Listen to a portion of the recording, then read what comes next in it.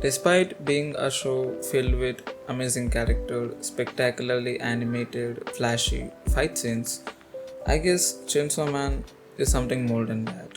Because even though on the surface it feels like a typical shonen anime with awesome fight sequences, but deep down it's the story about desperation and vulnerabilities of an individual, especially the main character. Chainsaw Man uses the main character to explore dark vulnerabilities and kind of cravings one can experience and expect in life through its main character. Denji is a vastly and significantly different character than most of the shonen main characters in my opinion, because given the situations he comes from, being an orphan, getting exploited since his very childhood, and his very baseline of happiness explains a lot about a character which is both complex and written with a strong conviction.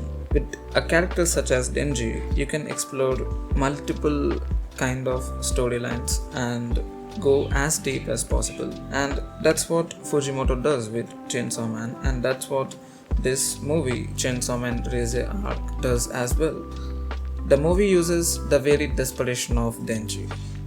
That is, he's craving for some sort of love and affection because of the way he experienced loneliness throughout his life. So, in order to put some fuel into this burning fire of desperation, the movie uses a new character called Reze, a beautifully charming girl whose only task is to make Denji fall in love with her and exploit him. And this is not first time for Denji either. Makima already exploits him with love and affection, exploits his very loneliness, and now again a new character doing the same thing. Denji is a kind of character who mostly represents grey shades, and his very purpose doesn't align with the purpose of the world around him. Because unlike any other MC who tries to save the world in a shonen, Denji craves only for a good meal and some kind of affection. Except for these things, anything else doesn't matter to him. Your normal morals doesn't apply to him. He doesn't care who dies or who survives. All he cares about himself, because that's how life had been for him throughout his early stages. And this leaves a space for exploitation as well.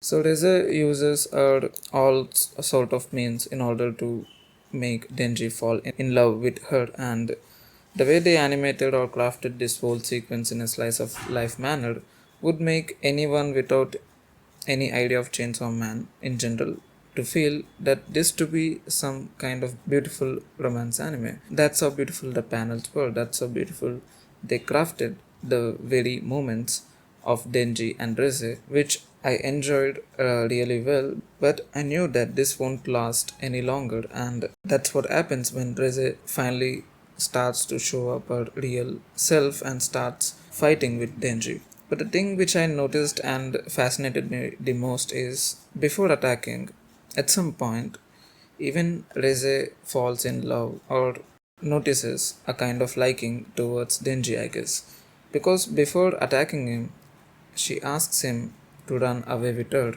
And I guess this wasn't one of her lie, because she could have just attacked him directly, but the way she expressed this feels a bit different. But Denji refuses to this proposal because he is finally starting to live a life and he doesn't wanna make any changes to his current life. And soon the fight starts off between both, and what a fight sequence that was. Reze killing hundreds of devil hunters following the car chase sequence. The fights were truly spectacular and they were so good that I am unable to express or describe with any sort of words. For anyone who had enjoyed this piece of art on a big screen, I guess that would be a kind of lifetime experience. So coming back to the movie, what I did not expect it was by the end of the fight, rather than killing Reze, Denji actually lets her to live. And that was quite surprising to me because she exploited the very desperation of Denji and made fool of his feelings. So why is he letting her go? And not just that, he also says that he would run away with her. Might be because even Denji had fallen for her for real, and he just cannot move on that easily. I already had enough with this much, but what coming next is what I did not truly expected. After letting her go, Denji again goes on waiting in the cafe just so he can meet Reze again. And even Reze starts on her way to go and meet Denji at the cafe, but on her way she encounters Makima. And obviously she kills Reze, but the way they crafted this whole sequence made me rooted for Reze that she must survive and go meet Denji despite given the kind of sins she had done, that is killing hundreds if not thousands of people already. But when you see Denji is waiting in the cafe with a bouquet of flowers in his hand, it felt very tragic.